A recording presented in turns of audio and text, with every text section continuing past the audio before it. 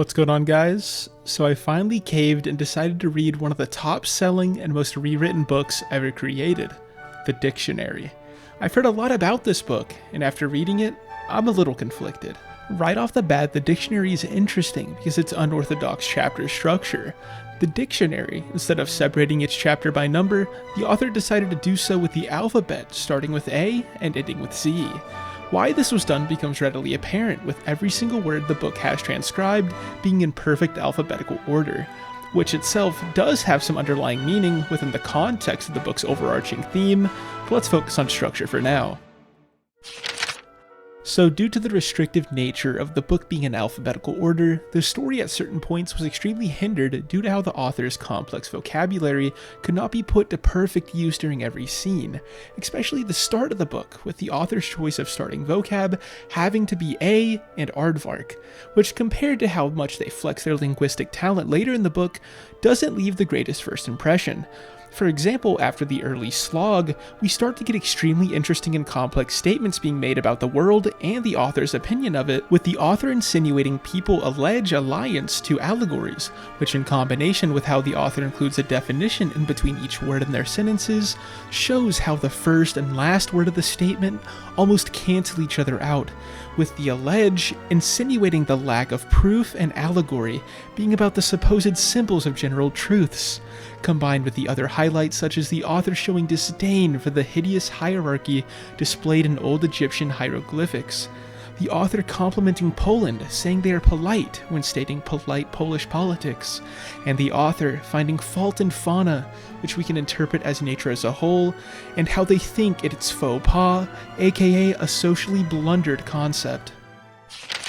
Though, just as the author can reach these high heights of complex thought, they also regress into a juvenile's wild imagination, going on tangents at random points in the book, with the author randomly starting to talk about fictional groups, like a group of pandas causing pandemonium while pandering, to a group of sad sombreros named the Somber Sombrero Sum.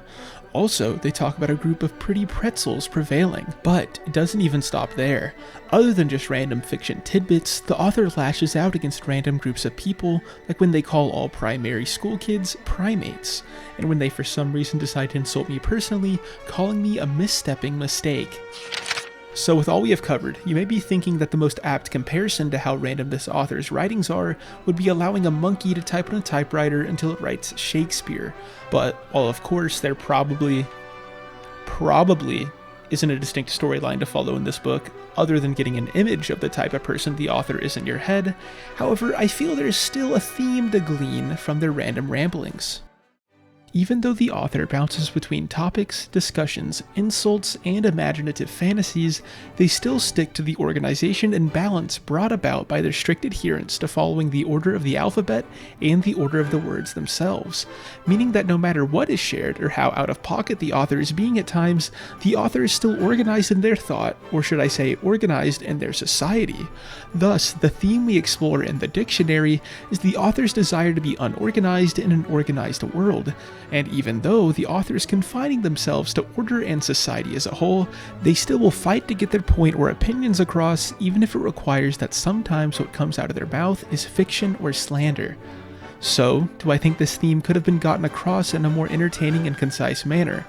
Yes, but considering the dictionary's history, stature, and cultural importance, all the criticisms I made stand small under the sheer magnitude of the dictionary's effect on society as a whole. And with that, if you enjoyed this video, you know what to do.